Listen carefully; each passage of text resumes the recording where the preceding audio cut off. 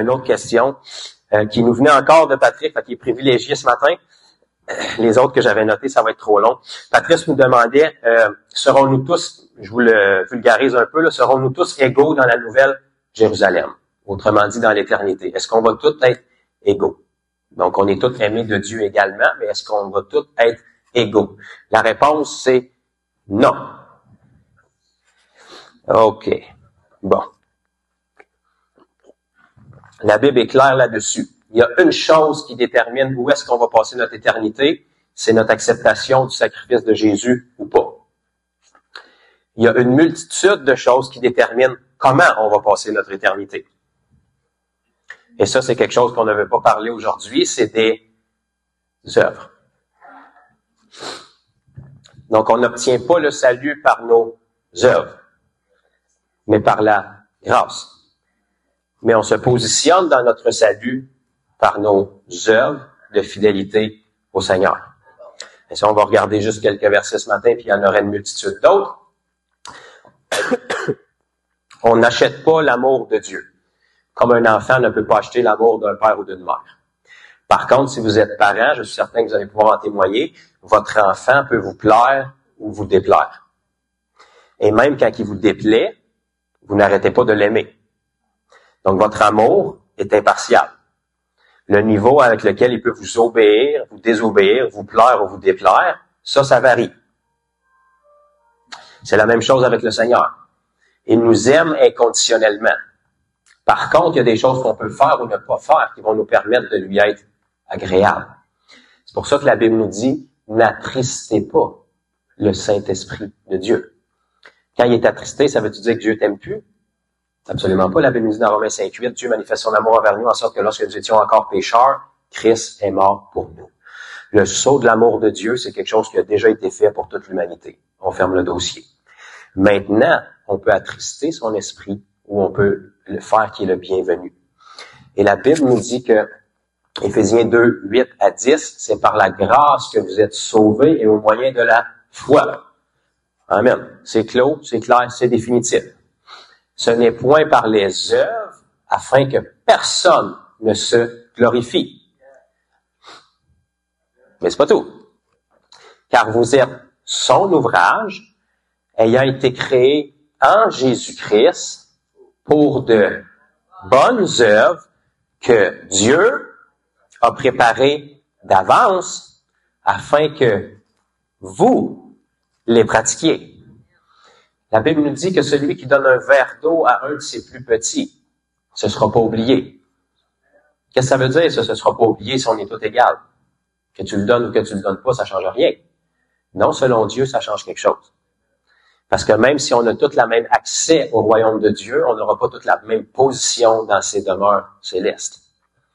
De la même manière que quand Jésus était ici-bas sur terre, il aimait tout le monde égal. Il ne pourrait pas nous demander d'aimer nos ennemis si lui les aimait pas. Fait que s'il aimait ses ennemis comme il aimait ses amis, il y avait un amour égal pour tout le monde. Pourtant, parmi ceux qui disaient être ses amis, il n'y avait pas la même proximité ensemble. Jésus prêchait à des foules de 5 à 10 000 personnes qui le suivaient. Surtout quand c'était le temps de les nourrir. Parmi ces milliers de personnes-là, il y en avait 70, il semblerait, qui étaient plus proches du Seigneur parce qu'ils ont eu un mandat directement de lui. 72 dans certaines versions de vos Bibles, je vous laisse vous ostiner pour les deux, plus moins qu'ils nous donnent. Parmi ces 70-là, il y en avait d'autres supplémentaires, comme vous le savez, qui avaient un accès privilégié à Jésus. Parmi ces 12-là, il y en avait 3 qui avaient un accès privilégié à Jésus. Pourquoi? C'est-tu parce que Jésus les a chouchoutés? Non, c'est parce que eux autres préféraient être avec Jésus. Parmi ces 3-là, il y en avait un qui avait un accès à Jésus, c'était Jean. C'est pas parce que Jésus l'aimait davantage aux autres, c'est parce que lui se positionnait pour manifester son amour au Seigneur et rester plus proche de lui. Et à qui est-ce que la révélation de l'éternité a été donnée dans le livre de l'Apocalypse? C'est-tu tombé dessus par hasard ou il y avait un lien?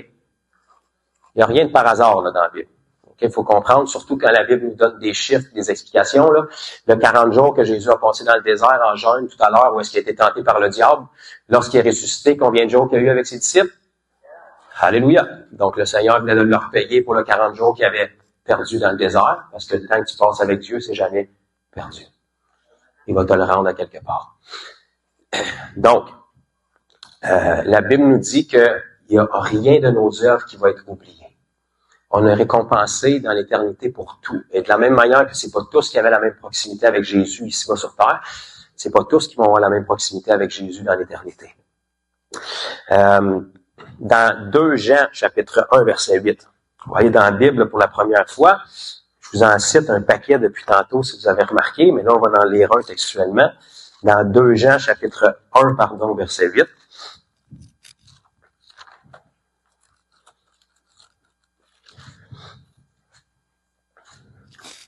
Ça nous dit, 2 Jean 1, 8. Prenez garde à vous-même afin que vous ne perdiez pas le fruit de votre travail. Donc là, ici, Jean parle à des chrétiens. Il semblerait que même s'ils sont chrétiens, ils sont supposés travailler. On est sauvé par la grâce, mon frère, tombe pas dans les œuvres. Tu as été sauvé pour tomber dans les œuvres. Tombe dans les œuvres, s'il te plaît. Ne perdrez pas le fruit de votre travail, mais que vous receviez, qu'est-ce qui est écrit? Une pleine récompense. Si tu peux recevoir une pleine récompense, ça veut dire que tu peux recevoir une demi-récompense, quart de récompense. On va être surpris au ciel lorsqu'on va passer devant le tribunal de Christ. Ça aussi, c'est dans Corinthiens. C'est pas un jugement pour le ciel et l'enfer, c'est un jugement pour les récompenses. On va être surpris de voir que lorsque le Seigneur va défiler notre vie, on va voir toutes les opportunités qu'il avait placées devant nous, puis on va voir le pourcentage qu'on a réalisé là-dedans. Parce que notre vie est déjà écrite dans un livre. Et les œuvres que lui a préparées d'avance pour nous, ils sont là qu'on les accomplisse ou non. Nous, on va simplement réaliser les récompenses qu'on va avoir pour ce qu'on a accompli. Donc, le Seigneur veut qu'on reçoive une pleine récompense. Et selon lui, une pleine récompense, ça va s'obtenir si on travaille. Ça demande un travail. L'apôtre Paul a travaillé pour qu'on ait la Bible. Regardez à sa vie, là. Quand il vous dit « j'ai été lapidé, j'ai été laissé pour mort, j'ai fait naufrage, j'ai eu froid, j'ai eu faim, j'ai été exposé aux jeûnes multipliés », sans parler de le plus gros de mes problèmes, le souci de toutes les églises. La grâce, mon frère, c'est doux et léger. Oui, le salut est doux et léger.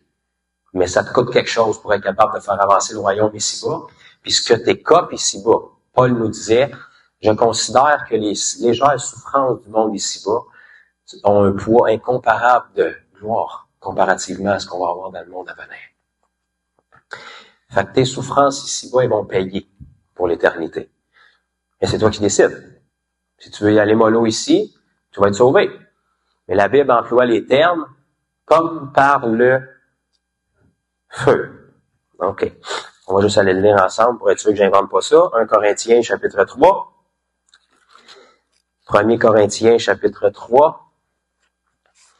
À partir du verset 10. 1 Corinthiens 3, 10. Êtes-vous encore avec moi ou il y en a qui pensent à leur dîner? Ça va? Selon la grâce de Dieu qui m'a été donnée, j'ai posé le fondement comme un sage architecte et un autre bâti dessus. Mais que chacun prenne garde. On répète, que chacun prenne garde. Que chacun prenne garde. C'est pas au pasteur à prendre garde à ta place, c'est pas à ton voisin, et toi prends garde. Que chacun prenne garde à la manière dont il bâtit dessus. Il bâtit dessus. C'est pas le Seigneur qui va bâtir. Le Seigneur te donne le plan d'architecture et les matériaux, mais tu bâtis ta demeure spirituelle. La Bible nous dit que celui qui parle en langue s'édifie lui-même. Donc, s'il parle pas en langue, OK.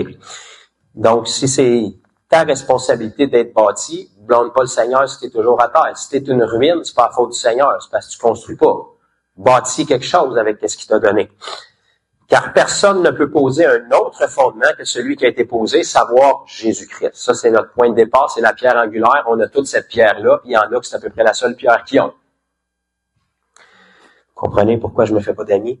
Or, si quelqu'un bâtit sur ce fondement avec de l'or, de l'argent, des pierres précieuses, du bois, du foin, du chaume, l'œuvre de chacun sera manifestée. Car le jour la fera connaître. Le jour, vous pouvez prendre une note, c'est dans 2 Corinthiens 5, versets 9 et 10, c'est le tribunal de Christ. Le jour le fera connaître parce qu'elle se révélera dans le feu et le feu éprouvera ce qu'est l'œuvre de chacun.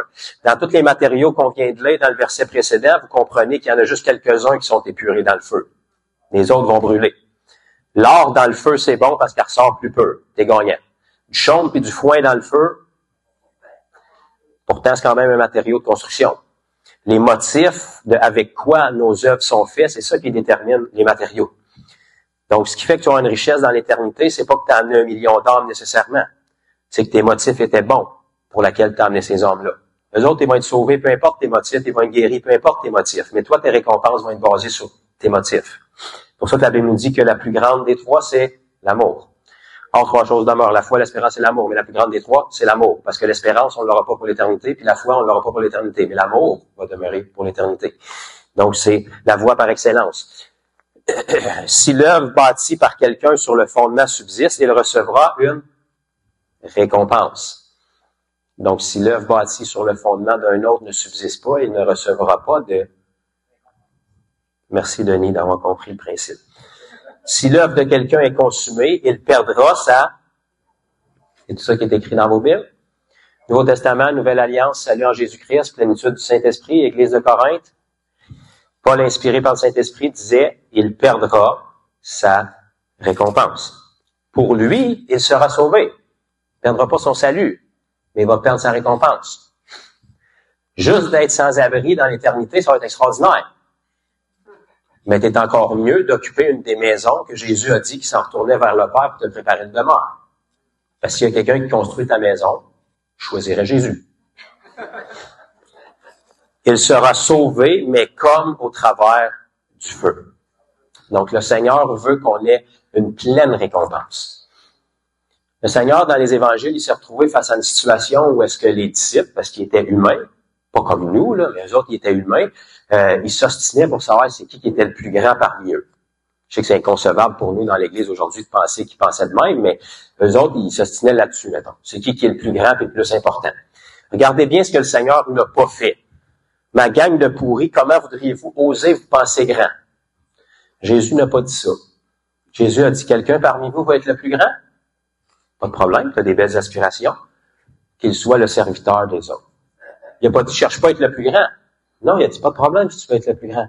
C'est bien que tu aies des bonnes aspirations. Voilà comment. Sois serviteur des autres. Moi, je veux rien, je suis un moins que rien, je suis un chien, je suis pas digne, je veux rien, je veux aucun don. Mais sois donc sauvé. Il avait dit, aspire aux dons les meilleurs. Cherchez à en posséder en abondance. Pas pour toi, parce que tu vas bénir les autres. Cherche pas à être le plus grand pour toi. Cherche à être le plus grand parce que tu vas servir les autres. Et si tu fais ça, il y a une multitude de récompenses qui t'attendent. La Bible nous dit qu'on va avoir différents règnes dans l'éternité. Dans Luc 19, 17, je vais juste vous les donner rapidement parce que le temps avance. La Bible nous dit que certains vont régner sur 5 villes, 10 villes, 5 villes, 2 villes, 3 villes, d'autres ne régneront pas. Ils vont juste être serviteurs. C'est déjà extraordinaire, mais il y a plus. La Bible nous dit qu'on va avoir différents éclats dans l'éternité. De la même manière que le soleil brille, la lune brille différemment, les étoiles brillent différemment, et puis chaque étoile brille différemment d'une autre étoile. Ça, c'est dans 1 Corinthiens, chapitre 15, versets 40 et 41. C'est le même chapitre qui nous parle d'enlèvement, soit dit en passant. Donc, notre éclat va être différent. Je sais pas si vous avez remarqué, mais quand Jésus va revenir dans le livre de l'Apocalypse, la Bible nous dit qu'il va détruire l'Antéchrist et le faux prophète par l'éclat de son avènement et le souffle de sa bouche. C'est à ce point-là que ça va être difficile pour lui de gagner le combat. Et la Bible nous dit, à de multitudes d'endroits dans la parole, que dans les derniers jours, les justes brilleront comme le soleil. Donc, dans l'éternité, on va porter notre témoignage. On n'aura pas besoin de le donner. Notre éclat, notre règne va définir et donner notre témoignage aux autres. La Bible nous dit aussi qu'on va avoir des vêtements différents dans l'éternité. Pouvez-vous croire, on ne sera pas tous nus dans l'éternité, on va avoir des vêtements. Et puis, il semblerait que c'est très important dans l'éternité, les vêtements, parce qu'il y a des détails qui nous sont donnés. Dans le livre de l'Apocalypse, tous les gens qui font pas partie des prémices, donc ils sont sauvés, mais ils faisaient pas partie de l'épouse de Christ des prémices, vous voyez, ils sont décrits, ils sont innombrés, une multitude, une grande foule, et ils sont toujours vêtus d'une robe blanche. C'est merveilleux, mais c'est tout ce qu'il y a. Si vous regardez ceux qui font partie des prémices, qui ont été vraiment plus proches du Seigneur, qui font partie de l'épouse de Christ, eux autres, ils sont vêtus avec du fin lin. Ils sont vêtus avec des broderies. Ils sont vêtus avec de l'or d'Ophir, pas juste de l'or normal. J'ai l'impression que je parle tout seul. Ça vous intéresse-tu? Vous irez lire ça dans Psaume 45. On a un beau cantique qui est là, qui nous parle d'un mariage avec une reine et puis les filles du roi. Et puis il y a différents vêtements qui nous sont donnés là. on se comprend que dans un mariage, la reine, c'est l'épouse ou la future épouse. Les invités, c'est pas l'épouse. Si tous les invités sont dans la nuit de noces avec la reine puis l'époux, il y a quelque chose qui cloche avec le mindset du mariage, là. Tout le monde est au mariage, mais à la nuit de noces, il est supposé d'en rester un qu'une avec l'époux, là. Techniquement. Mettons, si on fait les choses selon ce que Dieu veut. Donc, la reine et l'épouse ont un différent accès à l'époux du reste des invités. Et si vous regardez dans le psaume 45, ils ont différents vêtements aussi. Et puis dans l'Apocalypse, la Bible nous parle de différents règnes aussi. Ceux qui ont une robe blanche, vous irez voir dans l'Apocalypse. La Bible nous dit, je sais même pas si je l'ai noté, je crois que c'est dans l'Apocalypse de mémoire, chapitre 20, la Bible nous dit que ceux qui ont les robes blanches, qui font pas partie de l'épouse de Christ, bien qu'ils sont sauvés, vont revenir à la vie et régner pendant 1000 ans. Gloire à Dieu. C'est quand même bien. Par contre, si vous traversez au chapitre 22, ceux qui font partie de l'épouse de Christ vont régner au siècle des siècles. Donc, au siècle des siècles, c'est 1000 ans. Un autre 1000 ans. Un autre 1000 ans. Puis un autre 1000 ans. Puis ça finit pas de 1000 ans. Fait qu'il y a une différence de règne. OK. Moi, je trouvais ça intéressant. Donc, on va avoir des proximités différentes avec le Seigneur aussi. Si vous regardez qu'est-ce que mon oncle Jean a vu dans l'Apocalypse, quand il nous donne une description du mieux qu'il peut de ce qu'il a vu au ciel, il y a différentes proximités autour du trône de Dieu. Avez-vous lu ça ou je suis tout seul à l'avoir lu? Ça commence par Dieu, qui est au centre, sur son trône, pour lequel il est obligé de se faire un plancher spécifique en saphir, parce qu'il n'y a rien qui peut le soutenir. Quand il met son pied quelque part, tout explose. Fait qu'il s'est créé un matériel qui est assez capable de le soutenir. Avec ce Dieu-là qui est au centre, avec une description extraordinaire d'une espèce d'arc-en-ciel qui est là autour de lui. Donc, l'arc-en-ciel, elle vient de Dieu, elle vient pas d'autres communautés. Donc, ce Dieu-là qui est au centre, autour de lui, il y a 4 êtres vivants, qui sont pas les séraphins qu'Ézéchiel a vus, soit dit en passant. Là. On pourra revenir là-dessus une autre fois, mais ils sont autour. Autour d'eux autres, il y a 24 anciens, qui sont pas juste 24 personnes, on pourra y revenir à un moment donné. Autour d'eux autres, il y a une grande foule, il y a une multitude, il y a les 144 000. Mais vous comprenez que tout le monde ne peut pas être collé autour du trône, là. Il y a différentes proximités. Puis Dieu fait pas de favoritisme. Fait que la proximité qu'on va pouvoir avoir, c'est le même principe que celle que Jean a eue avec le Seigneur. C'est nous qui décidons. Jésus a dit, approchez-vous de moi, et je m'approcherai de vous. Il l'a dit par son frère, Jacques. Donc, ça veut dire que la balle est dans notre camp. La Bible nous dit dans Corinthiens que tout ce qu'on s'attend du dispensateur, c'est qu'il soit trouvé fidèle. Maintenant, nous, on a souvent une notion pervertie de ce que c'est la fidélité. On pense que d'être présent, de payer nos dîmes, de payer nos offrandes, puis d'être là, coûte que coûte, c'est ça, d'être fidèle. Une partie de ça, c'est ça. Mais si on regarde dans les paraboles puis dans les évangiles, qu'est-ce qui nous est donné? Il y a 2 paraboles spécifiques, qui est celle de la parabole des mines et de la parabole des talents. Il y en a-tu qui ont déjà lu ça? Talent, ça ne veut pas dire je suis bon au soccer, là, c'est une devise d'argent. Puis dans la parabole, Jésus veut nous faire comprendre que il donne une quantité différente à chacun. Tout le monde en a, mais il y en a une quantité différente. Puis à un moment donné, quand il revient, ben il fait ses comptes. Peux-tu croire ça? Tu as des comptes à rendre au Seigneur. Avec qu'est-ce que lui t'a donné. Non, c'est la grâce, mon frère. Alléluia. OK, on verra ça. Mais que tu rentres tes comptes, ce qui compte, c'est que tu as fait multiplier ce qu'il t'a donné. On s'en fout de la quantité. T'as-tu fait multiplier ce qu'il t'a donné? T'en as-tu plus que ce qu'il t'a donné au départ? Donc, le modèle de fidélité que nous, on a dans l'Église moderne aujourd'hui, c'est le dernier personnage qu'on a dans ces paraboles-là, qui rend la mine ou qui rend le talent que le maître lui avait donné. Et aujourd'hui, on dirait, il a traversé vents et marées. Quel homme, quelle femme fidèle. Il n'a pas perdu sa foi. Et le Seigneur lui dit, serviteur mauvais et paresseux. C'est le Seigneur qui dit ça. Arrête, il t'a rendu, il a préservé toute sa vie ce que tu lui avais donné, puis il te l'a rendu. Mauvais et paresseux.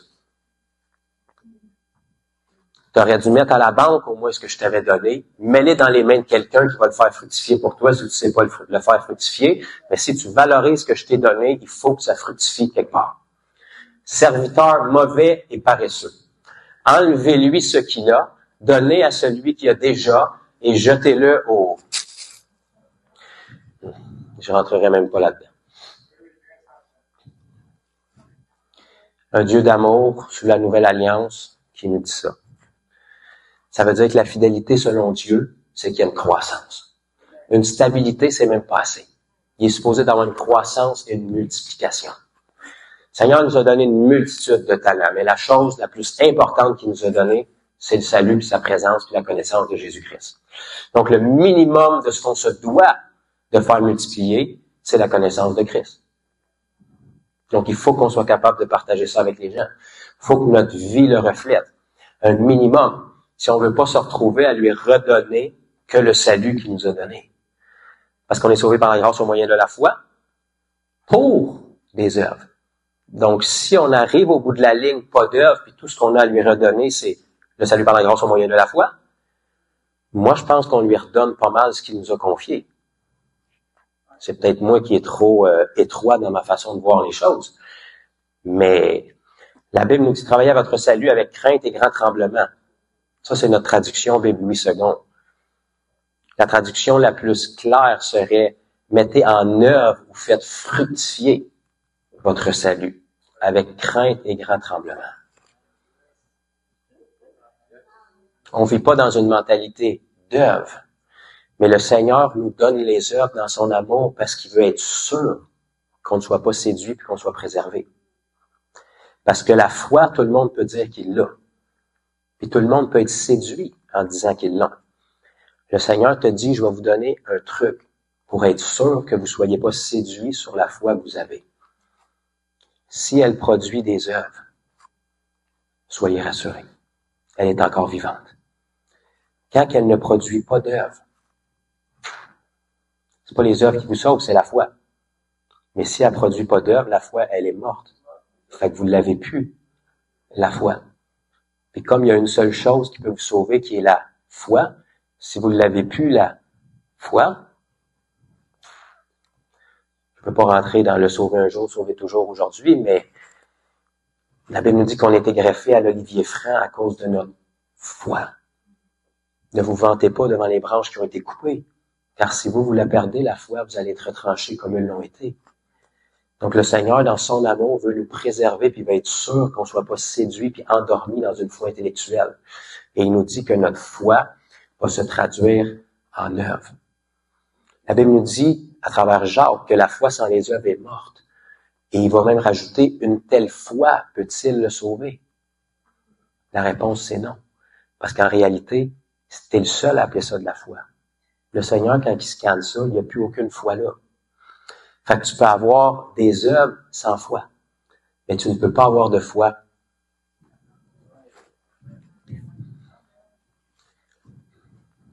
Tu peux avoir de la religion avec des œuvres sans relation.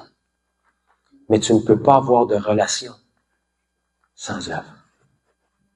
Tu peux avoir des œuvres sans amour. La Bible va nous dire, quand bien même je livrerai mon corps au feu, je pourrais prophétiser, je pourrais déplacer des montagnes, je pourrais faire les plus gros miracles. Si je n'ai pas l'amour, je ne suis rien. Ça veut dire que c'est possible de faire tout ça sans l'amour. Pourquoi? Parce que les miracles n'arrivent pas à cause de l'amour, ils arrivent à cause de la foi. Oups, OK. Si la Bible te dit que c'est possible de faire ça sans l'amour, c'est parce que c'est pas l'amour qui déplace les montagnes, c'est la foi. Par contre, le Seigneur veut être sûr que tu as les bons motifs dans ces miracles-là. Donc, la Bible nous dit que si on a l'amour, c'est inévitable que ça va produire ça. Donc, généralement, ceux qui déplacent des montagnes de nos jours, la première chose qu'on va leur reprocher, c'est que tu manques d'amour, que tu es dans les œuvres. Le problème, c'est que toi, tu n'as pas les œuvres. Fait que ça me prouve que tu n'as pas l'amour. Fait que commence par amener des œuvres pour baquer l'amour que tu dis. Puis si tu as vraiment l'amour, tu vas avoir les œuvres. Si tu te concentres sur l'amour et tu n'as pas les œuvres, ça veut dire que tu te concentres sur quelque chose d'autre et tu n'as pas l'amour non plus. Donc, l'amour produit des œuvres. Car Dieu a tant aimé le monde qu'il a, Jean 3,16. Automatiquement, ça a produit une œuvre. Dieu manifeste son amour envers nous en sorte que lorsque nous étions encore pécheurs, Christ est mort pour nous. Donc, une véritable relation, un véritable amour pour le Seigneur va se traduire en œuvre. Et ça, c'est ce qui vient sécuriser notre foi. Donc, on ne vit pas pour un salut par les œuvres. On s'assure que les œuvres soient là pour nous rappeler à nous-mêmes que notre foi est encore bel et bien vivante. Nos œuvres devraient être le barème de notre relation avec Dieu. Si on réalise que les œuvres sont plus ou peu présentes et qu'on n'a plus le désir de les faire, ça nous démontre qu'on s'est éloigné de Dieu. Quand un couple commence et ils sont amoureux, ils n'ont pas de problème à se faire des compliments et des cadeaux.